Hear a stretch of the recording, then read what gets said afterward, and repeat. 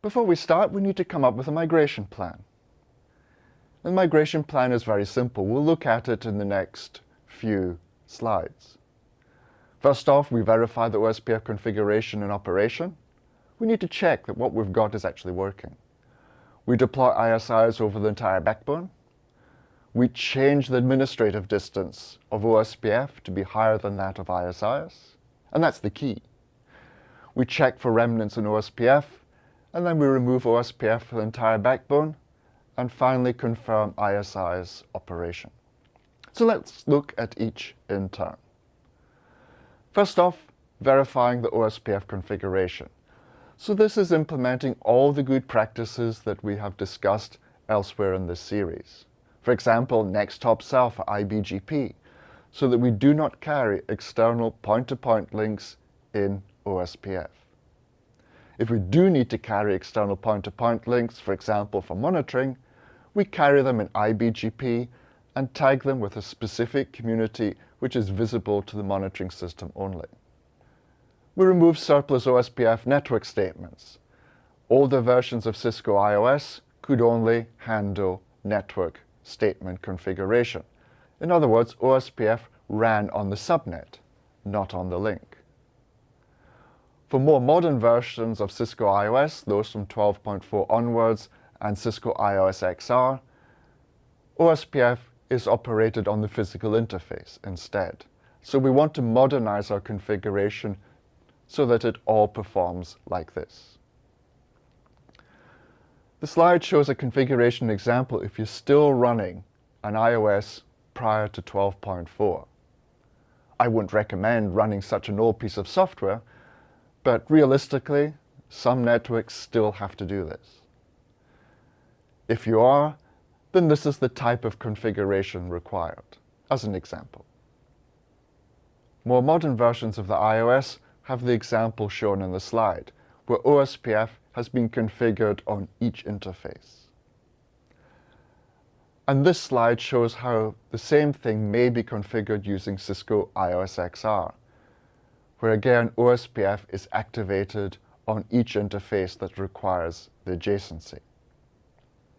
If IPv6 has already been deployed, then we need to tidy up the OSPF version 3 configuration in the same way as we tidied up OSPF version 2. In Cisco IOS, the router OSPF configuration should look identical to the IPv6 router OSPF configuration. For iOS XR, the router OSPF configuration should look identical to the router OSPF v3 configuration. It's essential for the network operator to compare the two configurations for OSPF v2 and OSPF v3 and make sure they are identical. And also check that the IPv4 adjacencies match the IPv6 adjacencies. We don't want to miss anything out. Once we have done the configuration check on the network, we should verify OSPF's operation. Verifying the operation is important after any cleanup. We need to make sure that the IBGP peers are stable, that the next hop values are all valid, and that the OSPF routing table is complete. If we've already deployed IPv6, we need to check that OSPF v3 configuration is working the same as the OSPF v2 configuration. So as well as all the adjacencies, we want to compare routing table entries and so forth. Once we've done this, we're now in a position to deploy ISIs over the entire backbone.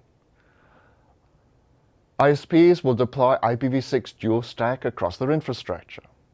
Every device running an IPv4 IGP will also require to run an IPv6 IGP. They may choose single topology ISIs where the v4 and v6 topology is identical across the whole backbone. This needs care though, as adjacent routers need to have both IPv4 and IPv6 on the link. These days, more operators are choosing to use multi-topology ISIs, where the v4 and v6 topology can differ. And this gives a lot more flexibility for operators who are doing incremental rollouts of IPv6. The ISI's deployment can happen at any time. because, at least on Cisco iOS and most other vendors, the ISIS protocol distance is higher than that of OSPF's. A higher protocol distance means the protocol has lower priority. So even if ISIS is up and running and carrying adjacencies and reachability information, OSPF will still take priority. We need to use wide metrics, which is required for v6 address family support in any case. And note that we only want to use level 2 IS. Cisco iOS default is L1, L2. As for v6 addressing, the network operator has a choice of using global unicast addresses or link local addressing with unnumbered interfaces. The slide shows a configuration example using Cisco iOS. We have a loopback interface with v4 and v6 address on it, and we have an Ethernet interface using a v4 global address and a v6 unnumbered address based on the loopback. We have configured ISIS in the v4 address family, and we've configured ISIS in the v6 address family on that interface and set metrics for both v4 and v6. The following slide, which is the second part of the configuration, shows another example interface and then how the ISIS process itself is configured.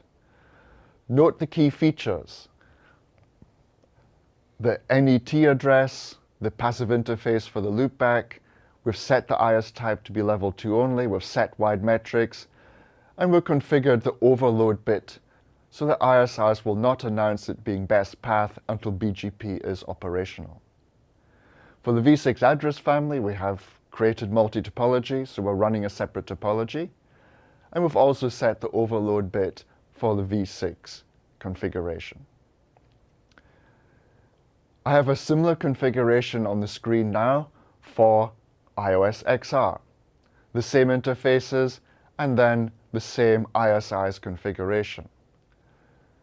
Notice that iOS XR, the ISIS configuration for each interface is configured within the ISIS process itself. Other vendors use this style of configuration syntax also.